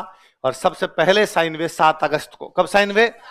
7 अगस्त 1947। बीकानेर के राजा ने साइन किए, शार्दुल सिंह। किसने साइन किए? तो भारत में विलय करने वाली राजस्थान की पहली रियासत कौन सी थी? बीकानेर। वो राजा कौन? कब साइन करते हैं? और सबसे लास्ट में साइन किया धौलपुर। किसने साइन किए? 14 अगस्त को। और धौलपुर के जो राजा थे उनका नाम था उदयभान सिंह। क्या नाम था? तो पहले साइन किसके? लास्ट साइन किसके? पहले साइन कब हुए? लास्ट साइन कब हुए? कौन से राजा ने किए? उदयभान सिंह। कहां के राजा थे? वसुंधरा राजे सिंधिया के ससुर जी। वसुंधरा जी के जो ससुर जी थे उनका नाम क्या था? उदयभान सिंह। इन्होंने सबसे लास्ट में किए और सबसे पहले किसने किए? तो पहले साइन कितनी तारीख को? लास्ट साइन कितनी तारीख को? 2 बातें पता चलती है। एक तो हम सब ने साइन 15 अगस्त से पहले कर दी। 15 अगस्त 1947 को जिस दिन भारत आजाद हुआ था, उस दिन हम भारत का अभिन्न अंग थे। दूसरा, हमने 7 दिनों में साइन कर दी सबने। 7 अगस्त को शुरू किए, 14 अगस्त को पहले पड़ेगी बात। वो जिस कागज पर साइन किए गए थे उसका नाम था इंस्ट्रूमेंट ऑफ एक्सेशन। क्या नाम था उसका? क्या नाम था? ये याद रखना आरपीसी का सवाल है। जिस कागज पर साइन करवाएंगे उस कागज का नाम क्या था? Instrument of accession. तो इंस्ट्रूमेंट ऑफ एक्सेशन पर पहले साइन किसके? शार्दुल सिंह के। लास्ट साइन किसके? शार्दुल सिंह कहां के राजा? उदयमान सिंह कहां के? पहले साइन कब हुए? लास्ट साइन कब हुए? 7 अगस्त 1947 ईस्वी को, on 7th August 1947 AD। 7 अगस्त 1947 ईस्वी को, 7 अगस्त 1947 AD, बीकानेर महाराजा शार्दुल सिंह ने, बीकानेर महाराजा शार्दुल सिंह, बीकानेर महाराजा शार्दुल सिंह ने, बीकानेर महाराजा शार्दुल सिंह, शार्दुल सिंह ने इंस्ट्रूमेंट ऑफ एक्सेशन पर हस्ताक्षर किए थे। Signed on instrument of accession, instrument of accession पर हस्ताक्षर किए थे। Signed on instrument of accession.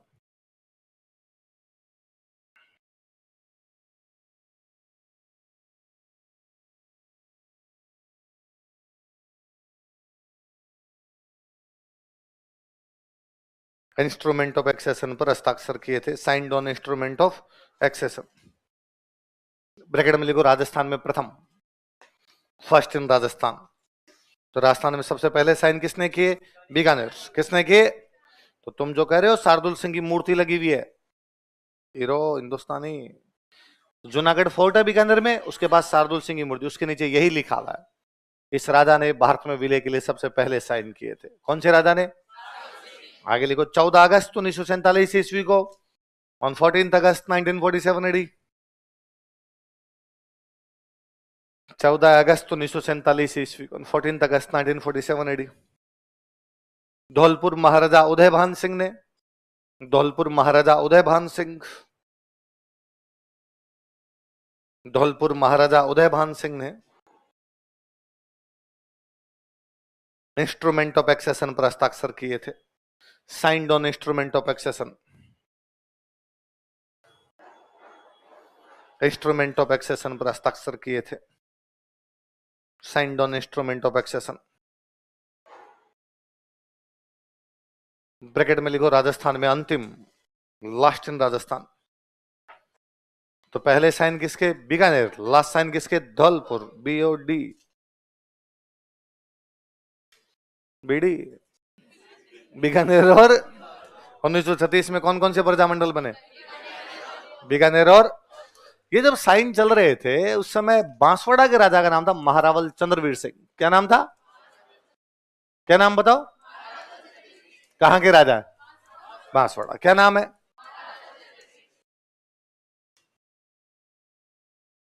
Maharawal Chandraveer Singh. Maharawal Chandraveer Singh ने साइन करते हुए कहा, कैसा फील हो रहा है कि मैं मेरे डेथ वारंट पे साइन कर रहा हूं। किस पे साइन कर रहा हूं? मृत्यु के प्रमाण पत्र पे। किस पे साइन कर रहा हूं? कि जैसे ऐसे लग रहा है कि मेरे सामने कागज लेके और कागज पे लिखा हुआ है कि मैं मर चुका हूं और मैं साइन कराऊंगा, हाँ हाँ मर ही रहा हूं। अगले की बात भी सही थी। जब तक बांसवाड़ा भारत में नहीं मिला था, इंस्ट्रूमेंट ऑफ एक्सेशन पर हस्ताक्षर नहीं हुए थे, बांसवाड़ा अलग राज्य था, उसकी अलग सेना थी, उसका अलग अलग झंडा था, अलग उसके सिक्के थे और उसके अलग से इंग्लैंड के साथ में संधि थी। लेकिन जैसे ही बांसवाड़ा भारत में मिलेगा, क्या बांसवाड़ा की सेना अलग होगी?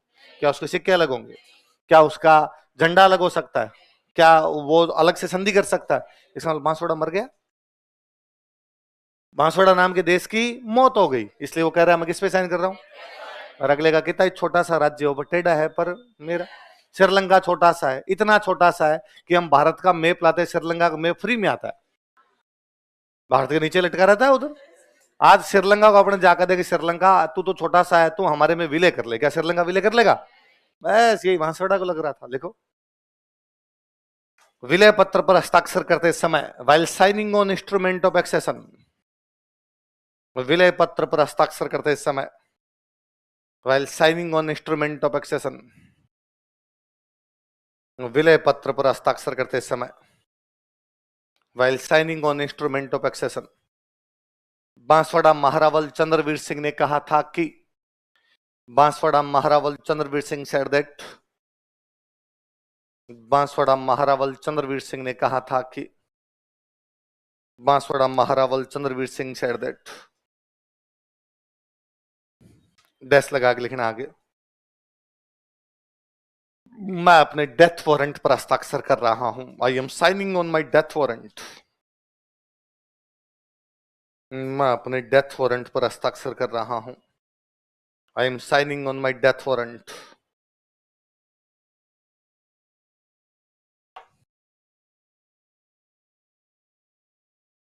मैं अपने डेथ वारंट पर हस्ताक्षर कर रहा हूं। किसने कहा था ऐसा?